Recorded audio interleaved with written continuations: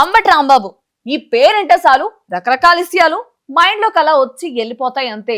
తనకు తాను ఓ పంచు ఫలక్నామా అనేసుకుని ఓ తెగ పంచులేసేస్తా ఉంటారండి. కాకపోతే అవి పేలకుండా తుస్సుమని అడ్డంగా పుక్కైపోతారు అంతే.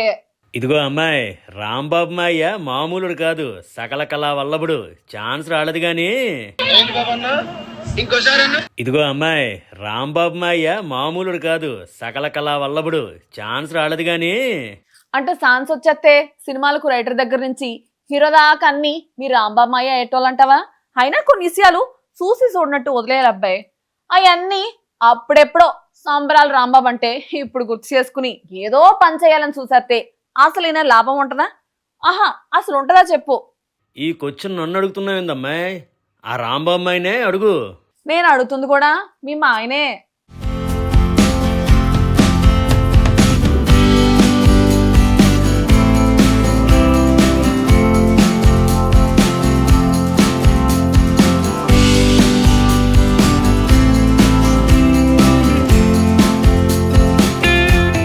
కొందరికి గెలికి తన్నించుకోపోతే నిద్ర పట్టదు. కొందరు నేతలు తమను తాము పెద్ద తోపలనేసుకుంటారు. మాటలతో మాయ చేసేస్తున్నాము అనుకుంటారు. డైలాగులు అదరగొట్టేస్తున్నామని ఫీల్ అయిపోతారు. చివరాఖరకు నవ్వుల పాలైపోతారు. అలాంటి వారిలో మాజీ మంత్రి అంబటి రాంబాబు ఒకరు. ఆయనేదో అదిరిపోయే టైమింగ్తో సెటారికల్ గా మాట్లాడాలని చూస్తారు. కానీ ఇట్టే అడ్డంగా బుక్కవుతారు. మొన్నటికి మొన్న ప్రభుత్వం స్టూడెంట్స్తో మాక్ అసెంబ్లీ నిర్వహించింది.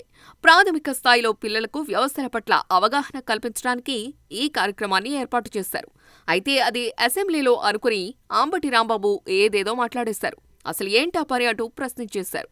ఇంతలోనే మీడియా ప్రతినిధులు ఆ కార్యక్రమాన్ని బయట నిర్వహించారని చెప్పడంతో దెబ్బకు సైలెంట్ అయిపోయి అంతటితో విడిచిపెట్టండి అంటూ వారిని రిక్వెస్ట్ చేసేసుకున్నారు. ఇప్పుడు మళ్లీ డిప్యూటీ సీఎం పవన్ కళ్యాణ్ పై పడ్డారు అంబటి. తన సొంత నియోజకవర్గంలో సంక్రాంతి సంబరాల్లో పాల్గొన్నారు పవన్. అప్పట్లో తనను సంబరాల రాంబాబు అన్నారని, ఇప్పుడు మరి పవన్ కళ్యాణ్ ఏమనాలని ప్రశ్నించారు రాంబాబు. సంక్రాంతి సంబరాల సందర్భంగా 3 రోజుల పర్యటన నిమిత్తం పిఠాపురం వచ్చారు పవన్. ఇందులో భాగంగా గిరిజన మహిళలతో కలిసి సాంప్రదాయ నృత్యం చేశారు. ఇప్పుడు దానిని గురించి ప్రస్తావిస్తున్నారు అంబటి. అప్పట్లో సంక్రాంతికి తాను డాన్స్ చేస్తే సంబరాల రాంబాబునా, పవన్ చేస్తే అని ప్రశ్నిస్తూ సోషల్ మీడియాలో ఒక పోస్టు పెట్టారు. రాంబాబు చేసిన ట్వీట్ వైరల్ అయింది. ఇక్కడ కూడా ఎక్కువ మంది అంబటి రాంబాబుని తప్పుపడుతున్నారు.